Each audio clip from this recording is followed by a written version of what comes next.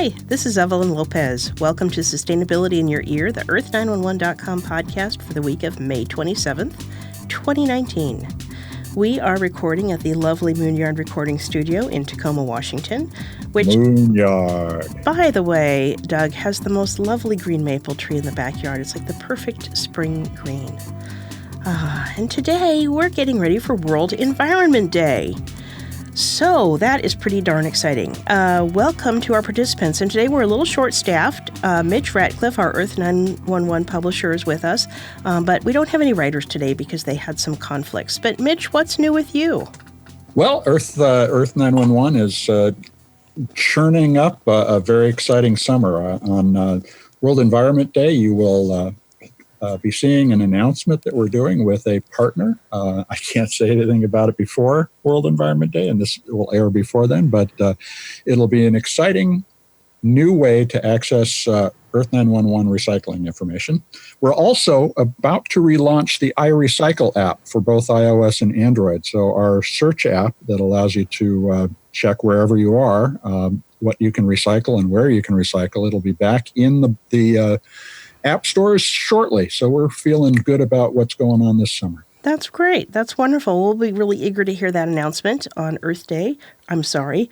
I'm going to have trouble with that all day. World Environment Day, which is going to be on June 5th. And speaking of World Environment Day, this year World Environment Day focuses on air pollution. It will be celebrated on June 5th, but the organizers would like you to get ready for it. So, according to the website, and the website is www.worldenvironmentday.global, 9 out of 10 people breathe polluted air. Mm-hmm. So, from the 24th of May through World Environment Day on June 5th, they are asking everyone to join the mask challenge. Face masks are a great symbol to show leaders that we want to breathe clean air. Alongside celebrities, influencers, and creators, the World Environment Day invites everyone to decide what they're going to do to work on air pollution, but also make a mask. The goal is, wear a face mask, make a face mask, and then post your picture in a face mask on social media with the hashtags World Environment Day and hashtag Beat Air Pollution. And also don't forget to tag the Twitter site, at UN Environment. So that's a lot to do. What are you going to do, Mitch? I am going to wear a mask and I'm going to post it online. I'm also I just switched to a hybrid, actually to an electric vehicle. So I'm in the midst of really loving that experience. Are you? In 4 months now, I've spent $5.20 on backup gasoline for the tiny little BMW engine that's in the front of that car when you run out of juice. And it's an absolute joy. That's nice. Well, and you have been occasionally over the last several months having meetings up in Bellevue, Washington, which is a good, hour commute from where we're located. How has it been on the freeways? It's been, actually it's about 2 hours. But to be realistic, yeah. Yeah, and it's the two things I was worried about were the range when I bought it, because the BMW i3 has a range of about 70 miles. Yeah, that would always be kind of a little worrying for me. Yeah, and this is a 42-mile commute each way, roughly. And I wondered whether I would make it. I have never had a problem. Even on days when I could not get a charge in Bellevue, I have been able to get home just fine. Oh, interesting. And the other was the kind of feeling exposed. I used to drive a larger car, and I never worried about somebody crashing into me, but I worried about it a little bit in this carbon fiber, super light vehicle. But it also handles so well that I don't feel trapped, and that would have been the bad experience. It has not come to pass, and I just think it's great. So, having embraced the electric vehicle last year, I got rid of all the two-stroke engines in my house. So the lawnmower, the blowers, all those things.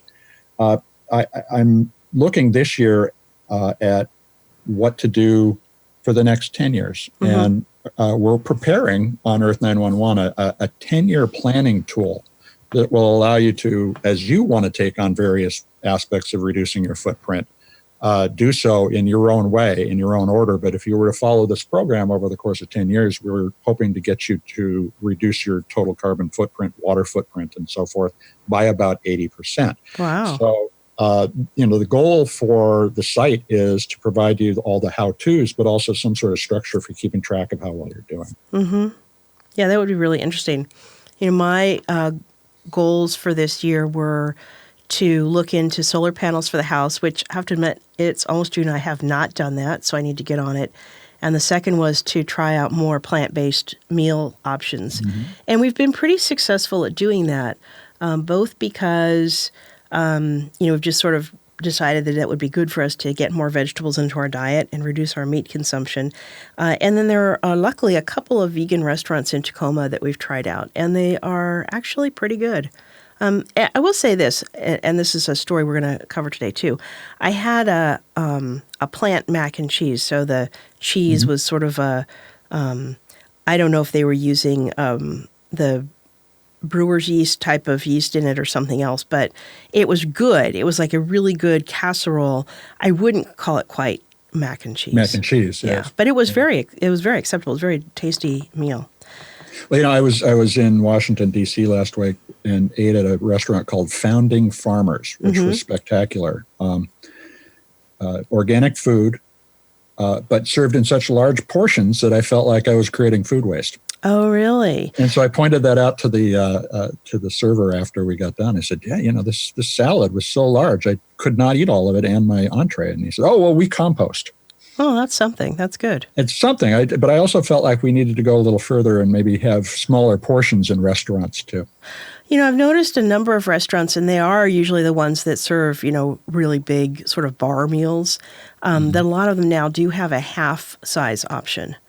And that's always kind of nice because then not only is that reducing your cost, but it also generally gives you something that's a little bit more reasonably sized.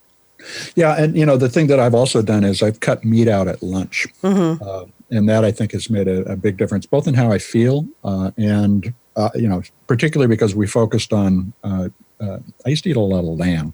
Oh, interesting. And lamb is really one of the more carbon-intensive meats, so I have cut that one out entirely.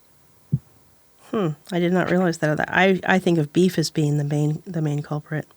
There are studies that show lamb is actually higher. Interesting. How very interesting. Well, some of the things that the website for World Environment Day suggests are some of the things we've been talking about there. Things like use public transport or car sharing, or cycle or walk, switch to a hybrid or electric vehicle, which you've already done. Turn off the car engine when stationary. And this one I think is really hard to know when to do this. I see a lot of parents lined up to pick up their kids after school, and some of the engines are off and some of the engines are on, and I think it's probably because they have a little bit of a hard time figuring out how long they're going to be sitting there. Well, the nice thing about an electric vehicle or a hybrid is it turns itself off when it's not in motion. So get the car and you don't even have to worry about that. And then you've got two of these suggestions at once. The other suggestions are reduce your consumption of meat and dairy to help cut methane emissions, compost organic food items and recycle non-organic trash, which we're all into, switch to high-efficiency home heating systems and equipment, and that's where my continual desire to look into solar comes into play. Save energy, turn off lights and electronics when not in use, and choose non-toxic paints and furnishings. So we thought we'd talk about a couple of these because we have some really good articles up on the Earth911 website right now. And the first was switching to high-efficiency home heating systems and equipment. There's a great story on the top solar panels and a guide to those that our writer Sarah Lozanova wrote. And Mitch, can you tell us a little bit about that? Yeah, this is one of our new conscious shopping guides, so the best solar panels. And the way that we rank these are a combination of how much they output for the money, the protection the warranty provides, and the supply chain. So how much carbon was produced not only in making the solar panels, but bringing them to the customer. So there's a number of different variables that we included, and you can see our top 10 choices. But the things that we wanted to look at, and I think these are the most important of many points that we discussed, are the long-term capacity. That is the warranty you're going to get, that the the panel will continue to produce a given percentage of power versus new, because older photovoltaic cells have tended to lose about 10% of their generation ability annually. Well, this is quite an interesting thing, because this is not an aspect of solar that I had ever really thought about, that, over time the efficiency might dwindle to such an extent that, you really need to look at replacing it. And it makes a big difference because SunPower and Solaria are two of the companies on our list. They offer a 25-year warranty. And Trina, which is another of our list participants, is a 10-year warranty. So, they clearly don't have the confidence that this is going to continue to produce 90 or even 80% of of the power that it would when purchased new. So that's a question everybody should ask is, what's the warranty on this, and what does it warrant I will get in terms of production over the next however long you're going to own the roof. Right. And then don't forget that also translates into value when you sell or dispose of your home in any way. I mean, if you can turn around and say, hey, our solar is still good enough that you will not need to buy power, that's going to add $40,000 or $50,000 to a home's value.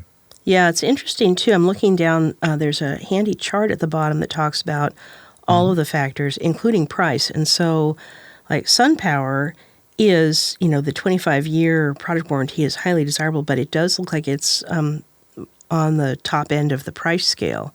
Whereas, at the very top. Yeah, whereas the Trina Solar, which has only got the warranty for 10 years, looks like it is one of the least expensive. And part of that's because of the solar voltaic industry score that has to do with how toxic and how carbon intensive the production is. So SunPower scores a 98 out of 100, and Trina scores 95 out of 100. The next closest is 77. So even though Trina has a shorter warranty and comes from China, so it's produced overseas, while SunPower uses a combination of U.S. and Mexican and Philippine components. You're paying a little more for a longer-lasting photovoltaic cell. But Trina is definitely a good deal. Yeah, that's what I'm thinking. It's sort of like if the price is such a barrier that you're thinking, gee, I just can't do solar right now, you might really reconsider whether the 10-year warranty, that would take you 10 years down the line would be enough to get you into solar. Well, and it's also a little confusing. I mean, if you look at the chart, Trina has a 25-year production warranty and a product warranty of 10 years. Okay. But so what they're saying is in 25 years, you'll be getting 80.7% of the power you would get on day one. Now, by contrast, SunPower's at 92, so you can see 12% better. Yeah, but that 80% is pretty good, especially if the price is something that you can more easily manage. The other thing to look at is the efficiency, and that is what percentage of the solar energy that is falling on the cell is converted into power. SunPower is up at 22.2%, which is very near the maximum commercial capacity right now. Trina, again, and not to knock them, is at 16.5. Right, so it's a little older technology. Yeah, interesting. But that's also why it's less expensive. Yeah, that is really interesting.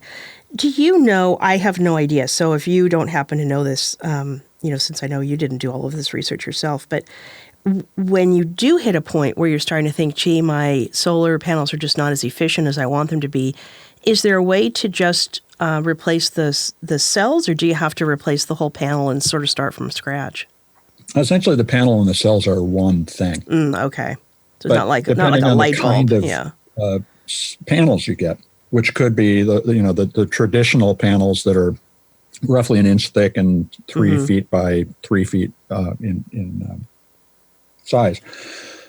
Or it could be just a tile on your roof. Which is where we're headed, is normal-looking roofs that have solar built into it. Tesla makes one of these. I am not endorsing Tesla.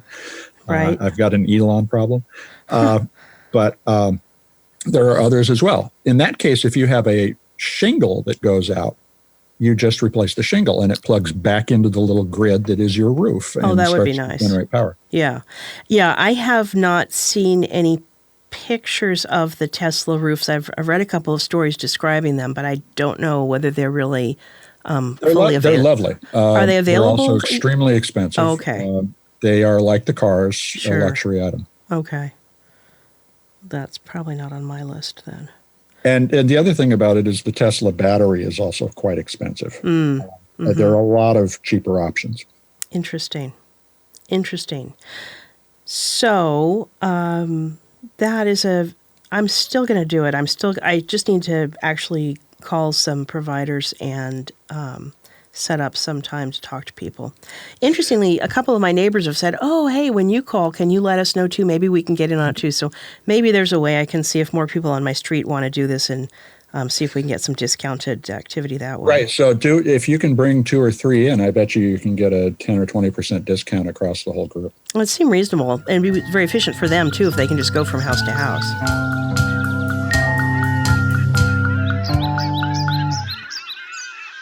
Well, we also have a really interesting article on the website and this is sort of in response to the suggestion that you reduce your consumption of meat and dairy to help cut methane emissions. We have a story from Patty Roth that has 5 vegan mac and cheese recipes that she has pulled together. And I don't know if she has tried them on her own yet, but it has all of the ingredients and sort of a description of what makes these special or different from some of the others. And they look very interesting. Yeah, this is a contest that was held by a group for a group of chefs in Fort Lauderdale, Florida, held by the Animal Hero Kids Mac and Cheese Challenge to Save the Earth. There's a mouthful. And so what we have are the 5 winning chefs, actually 4 winning chefs and an additional chef who we had a great recipe from. And you can see the pictures of each of the winning chefs and their dishes. And it's interesting. They're all vegan, and they each took different approaches to making the mac and cheesy. Some of them are using kind of deconstructed mac and cheese. So, the different textures and sauces are separate in the dish. Others are mashing it all up just like mac and cheese. So you'll find amongst this set of recipes something you like, I guarantee it. Yeah, I think so too. It looks really interesting. Well, and I notice a lot of the recipes, as their milk or dairy substitute, will use a nut milk. One of them uses almond milk, the other one uses macadamia milk. And I'm wondering, we had that innovator interview with the Ripple. Ripple. Yeah, and I haven't found it yet, but I've been very interested in that since that sounded like it was sort of a richer dairy substitute and also a little bit more of a less intensive water user than some of the nut milks. Much less so. So almond milk is water intensive to the same degree that beef is. Literally thousands of gallons of water for a single bottle of almond milk. Pea milk, on the other hand, uses 10% of the water that almond does. So it's a much better choice. And when we were talking with Adam from Ripple, the founder, he mentioned that they have a growing list of recipes. And one of the things we're doing is trying to get some of those recipes into the site so you can refer to them. But it'd be great if you could have a wide range of choices of different non-dairy milks and associated recipes to choose from. I think so too, because it would give you, I think if I was baking, I might like to use a nut milk because the little bit of the nuttiness might be kind of an interesting asset. But yeah, for mac and cheese, I think maybe using the pea or legume-based milk would be a good option. Well, I highly recommend this story. And as I say, I haven't tried any of these, but I am very interested. Unfortunately, it's just me and my husband, so if I make like some big old dish of food, it can sometimes be a little bit difficult to get to all the leftovers. Well, there's that 4th of July party. Well, that's what I'm thinking. Surprise everyone with vegan mac and cheese and see how that works out for you. Huh. So it's just an aside, but on our newsletter, we included the mac and cheese recipes, and we had more spam complaints about that particular mail than any mail we've ever sent. Really? Yeah. So we were trying to figure out, was it the mac and cheese? Huh. Well, that's kind of that. I doubt it. I doubt it, to be honest. But, I think I remember you saying that when we've done stories, when we've done podcasts and stories on sort of vegan food and trying out vegetarian options, those tend to be very popular. They do. It was just a funny thing. We noticed it on Monday. We sent this out on Saturday, and it was just a real spike. And we believe it had to do with the mac and cheese because that was the lead article. That's so funny. That's very interesting. Who knows? Who knows? And folks, if you have opinions about that, please share it at feedback@Earth911.com. We'd love to hear what you think we should be doing because it'll help us. Absolutely. Well, and the last category of stories I thought we'd talk about is not technically on the list, but kind of all about the list. And that is that what the World Environment Day is saying is get out there and get involved. Wear a mask, be counted, make it clear that the environment and air pollution, which is their focus this year, is something that everyone really cares about and wants to see some work on. And so with that, we have a couple of stories up on the Earth911 website about millennial politics and climate change, and also, a story indicating that the biggest danger. Well, it's not really a story; it's a sort of a graphic. The biggest danger to our future is apathy. So, what are your thoughts on that? So let's take the apathy one first. So we have been on Fridays. We've introduced a series of posters. They're inspirational posters. And the one that you're referring to is a Jane Goodall quote: "The greatest danger to our future is apathy." Right. And what we want to be able to do is give people meme quality information that they can share with people to get others thinking about how the world is changing and how they can impact the changing world. So we hope these are beautiful, that they're inspiring, and that there's something that maybe you put on your desktop or I don't know about printing out and putting on the wall, but if you're going to do that in a way that's not wasteful, go for it. Because every time we remind people that there are positive,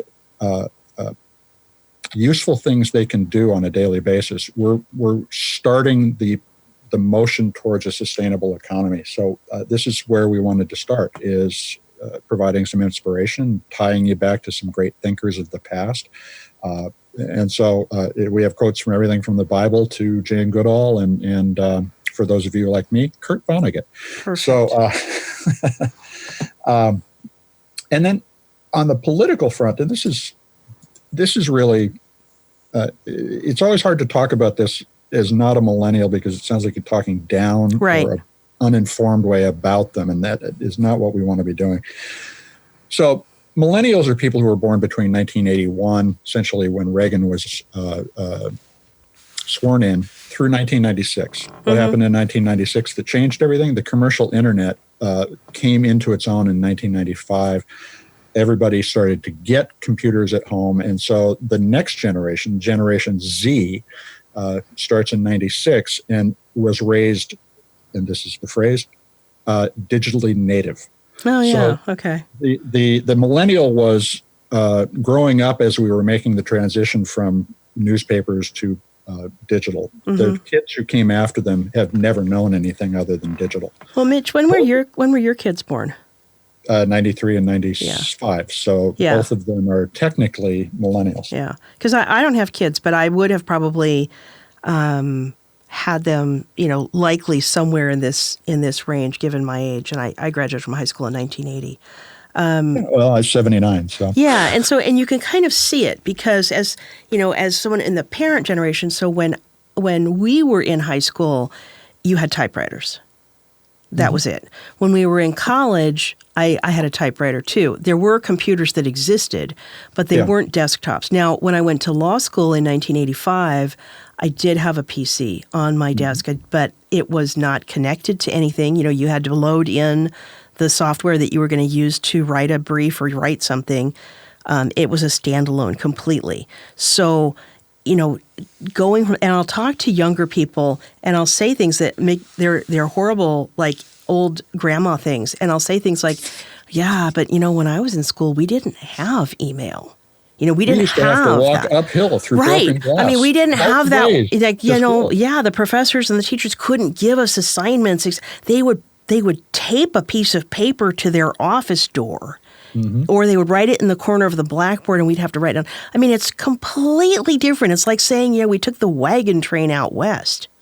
Well, that's an interesting thing to think about because we're going through this revolution in perception about how we affect the environment, but we're doing it on the heels of a change that is as radical as the Industrial Revolution, and we're only 40 years into it. Yeah, I was interviewed on another podcast recently, and they were saying, "Well, this has been going on for a long time," but no, it hasn't really. Computers started to come into their own in the late 70s in terms of somebody might be able to buy one, an Apple II or a PC, and or an Atari actually. PCs came later. Oh yeah. And that is like so that was 1979 or 80. It is 2019. It's the difference between 1880 and 1921. And think about everything that happened in that period of time. That the West closed. There was no more unsettled territory, supposedly. Very subjective way of putting it. Right. We have introduced radio, television, mass newspapers in that same period. We've done the same here. We went from no digital to completely digital. And my kids were actually raised like Gen Z because I put a very fast internet connection into my house in 1993 because I was a tech journalist and wanted to understand how life would change. So my kids never watched TV. They've only been online since they were very young and have a different ethos about the way that they interact with the world. They do a lot of research before they buy. And that's where the next story we're talking about comes back into this. There's a lot of political indifference and activity growing amongst millennial and Gen Z folks because they both have lost faith in the way our politics work and are critically concerned about global climate change. Right. And so they both don't have a political mechanism to use. They have to invent one. And you see experimentation by folks like Anastasia. I always get her name wrong. Oh, Alexandria Ocasio-Cortez. Cortez, or Beto O'Rourke, who are both running primarily on climate change issues right now. Cortez is not running for president. Right. But the kids have started to do things. They went on a strike recently, just did not show up to school for climate strike, which was on March 15th. And this happened all over the world. Just skipped school and took part in this protest. The Green New Deal was announced. And we did a show about the various aspects of the Green New Deal a while back, which we'll repost one of these days soon. But there's a company or a site called The Tilt, and this is TYLT, and they survey millennials and Gen Z, and they found some interesting things about their perception of the world. One is 35% of them don't believe having children is morally responsible in a world enduring climate change. That has profound impacts on the future of our economy and our country, every country. Because we are now looking at an actual decline in population potentially. That'll change everything in terms of the value of work and assets. But they also said that 70% of them said that they consider climate change more important than terrorism. 54% said it's more important than healthcare. 65% of them won't use plastic bags. 54% are changing their diet to help save the planet, like we were talking about before. And then there's 60% say they've switched to a zero waste lifestyle. We don't know exactly what that means, but that's great intention. Yeah. And if we're thinking about what we are going to do going forward, we need a new mechanism for the conversation because we all have to pull together. And this is one of the, like I said earlier, we shouldn't just talk about millennials like they're someone else. Right. They're part of us too. We should, and if we say they're different and we're not going to understand one another, it's also like how we treat nature. Like it's not, like we're not part of it and it's not part of us. And it is. And so we need to a big tent kind of a movement around climate change. Well, it's actually it's fascinating to me because when we also talk about we usually we're talking about the generation that's in power, and that still is the baby boomers, maybe some of the end of the baby boomers. And let me tell you, and I'm sort of, you and I both at the very end of the baby boomers.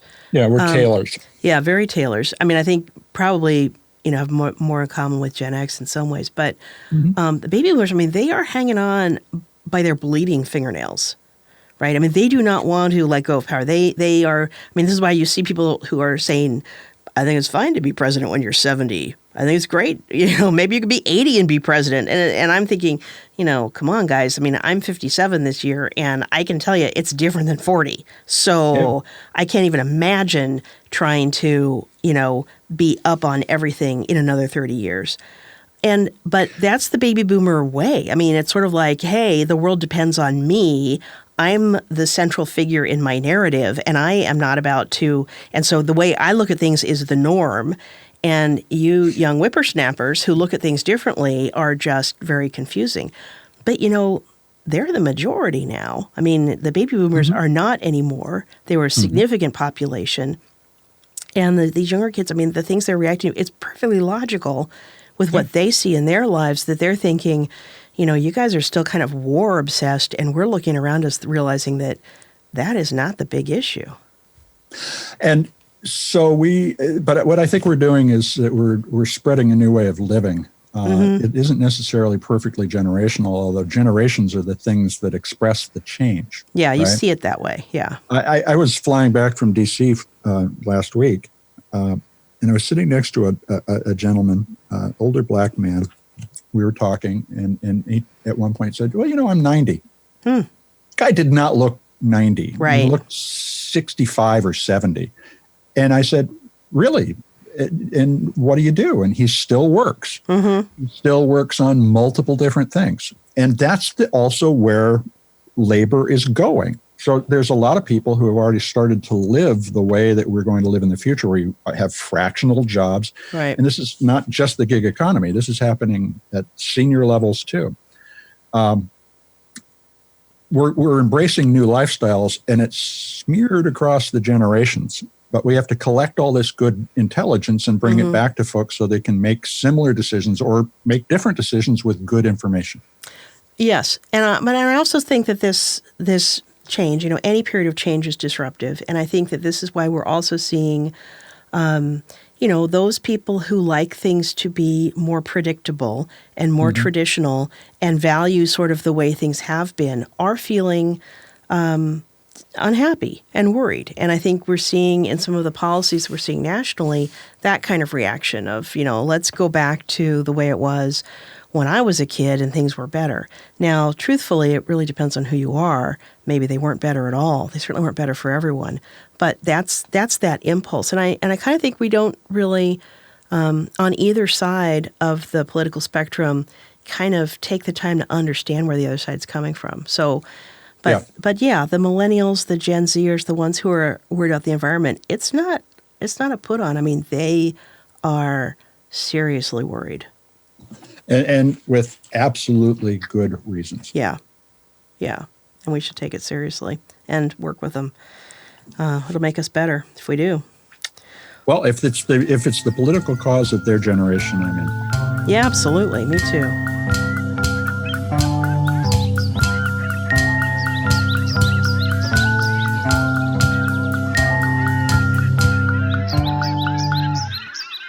That brings us to some Earthling questions.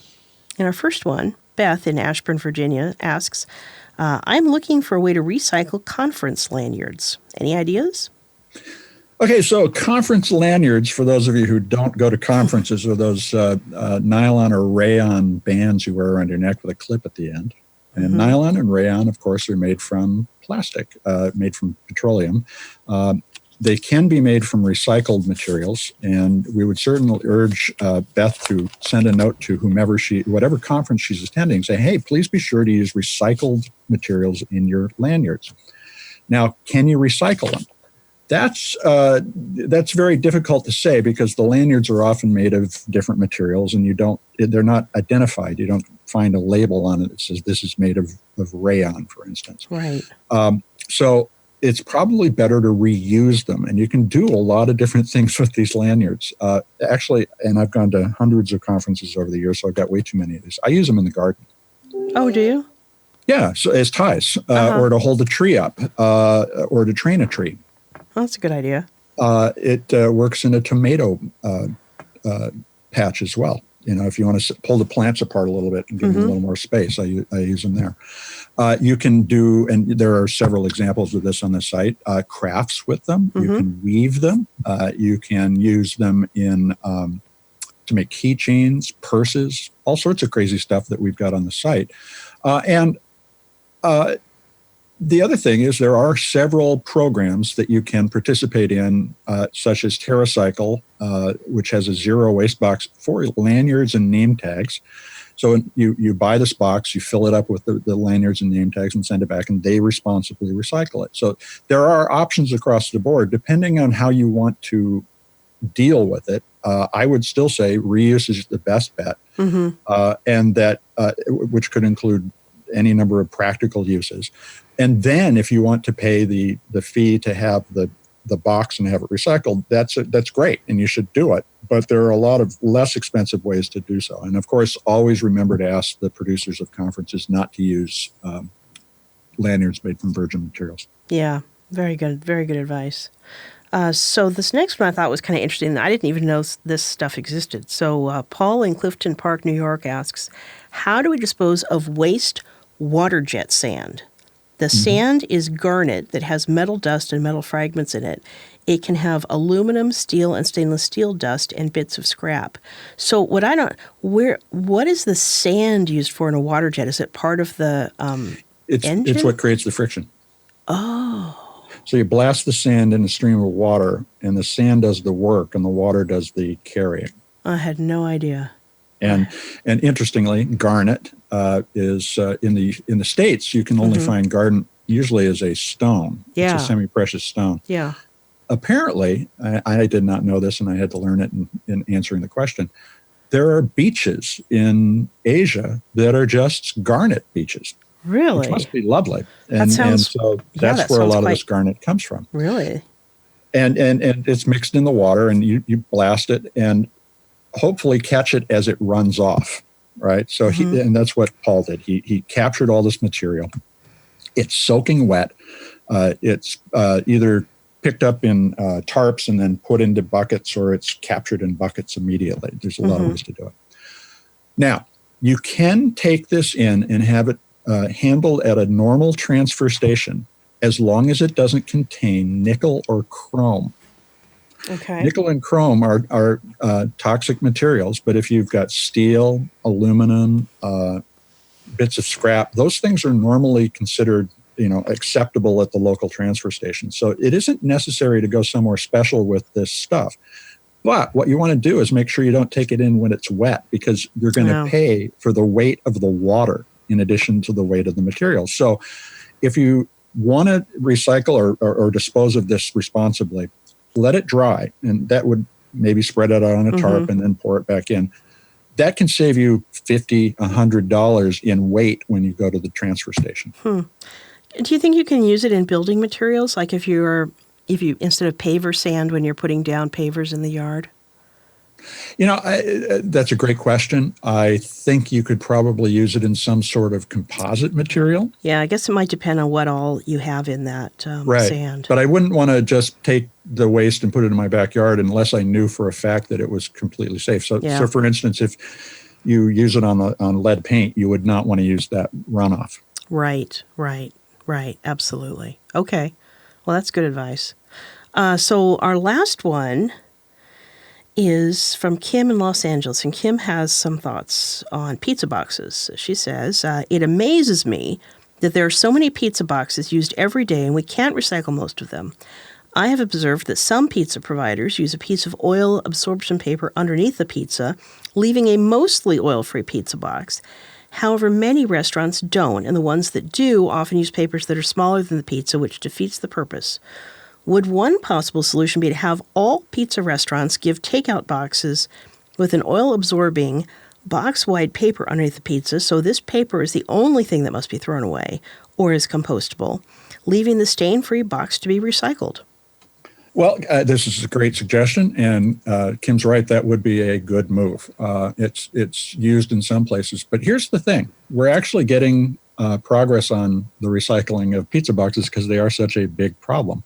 When I was at the ISRI, the Institute of Scrap Recycling Industries conference a month and a half ago, there was a gentleman in the pulp discussion who insisted that there is technology now that will allow any pizza box, even greasy ones, to be recycled. So it sort of breaks it down and washes it somehow to get the oils out? And uses heat to separate the oil from the paper, the paper fibers. And remember, this is somebody at a trade show trying to get people to buy something. So sure. It's not necessarily always the case. Right. It may not be easy and cheap. It just may be possible. It may very well, and in fact is being done in some places. Now, the other thing, there's the interim step is tear the greasy part out and just send the ungreasy part through. But the liner would make that almost a non-issue. You can just take the box and put it away, or put it in the recycling bin. Now, the other thing to consider, and this is something that some food delivery companies are looking at, is reusable packaging too.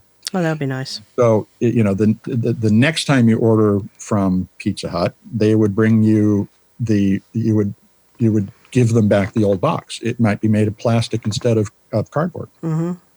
And we've had several queries just in the last couple of days from people who need to ship fish and other perishables along the way, and they want to figure out how to create a recyclable box.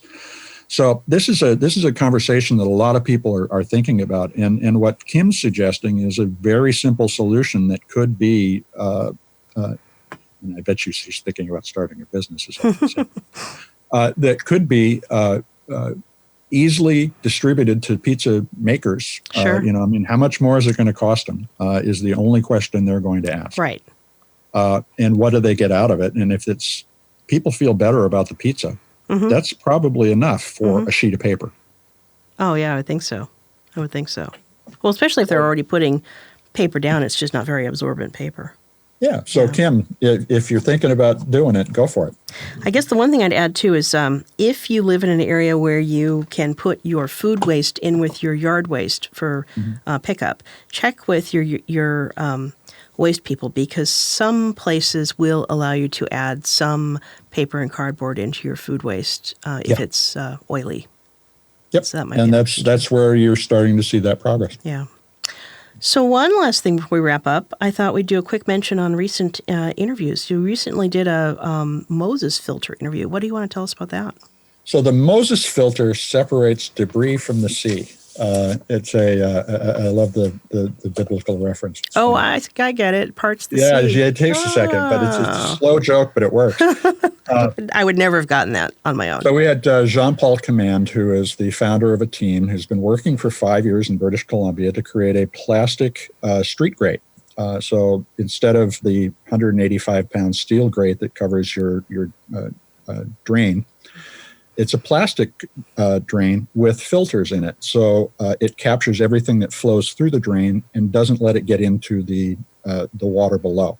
So that's reducing runoff pollution in the first place. Yeah. Second thing is these can be easily managed by virtually anybody, including citizens who want to take over and be responsible, say, for a block like you do on the freeway for cleaning it up, to keep these things monitored and replaced.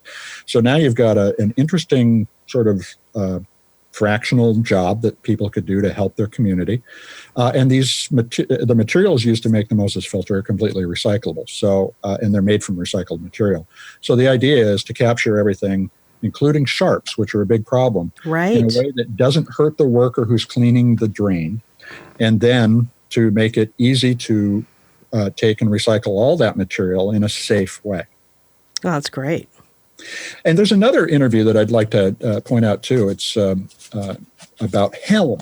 And Helm is spelled HELMM. It's a new men's antiperspirant and deodorant company out of New York City. And we talked to the founders about how Helm was created, and they're using a UNESCO-certified perfumer to create completely natural ingredients that either suppress sweat or suppress odor. And it comes in this really beautifully designed steel and leather container, and each month or each whatever frequency you want, you get a replacement filler, which comes in a little plastic thing that drops in and snaps in. The plastic thing is also completely recyclable. So it's a really neat product for men that, looks and feels like something that you would buy as a person concerned with fashion. You see, my voice goes up because I'm certainly not concerned with fashion. But I really liked it. And I became a customer myself, so I'm using it. I'm holding it in my hand now. Good. That kind of thing. What does it smell like? There's four fragrances. I bought the one that smells like the outdoors. It is primarily powered by oil of bergamot. Oh, nice. Which has antibacterial qualities. But it smells like forest. Oh, that's lovely. And so really interesting conversation, because we talked about the fact that any new product, particularly for millennials and Gen Z, has to be sustainable, even to have a chance to compete. Isn't that interesting? So both of those interviews were a lot of fun to do, and it was inspiring to hear both of them taking on completely different approaches to trying to make the world more sustainable. That's wonderful. Well, anything else from the Earth911 before we wrap up, Mitch? Just keep your eye on the site. New things are coming all the time. Okay. Always good to check on what's new. So that's it for this episode. Now, as we've noted, we're always interested in your questions, suggestions, and feedback, especially if you've got deep thoughts on mailers or spam or anything else. You can send an email to feedback@earth911.com, and stay tuned on all of your normal podcasting platforms to listen to our next episode. We'll see you next time. Take care, everybody.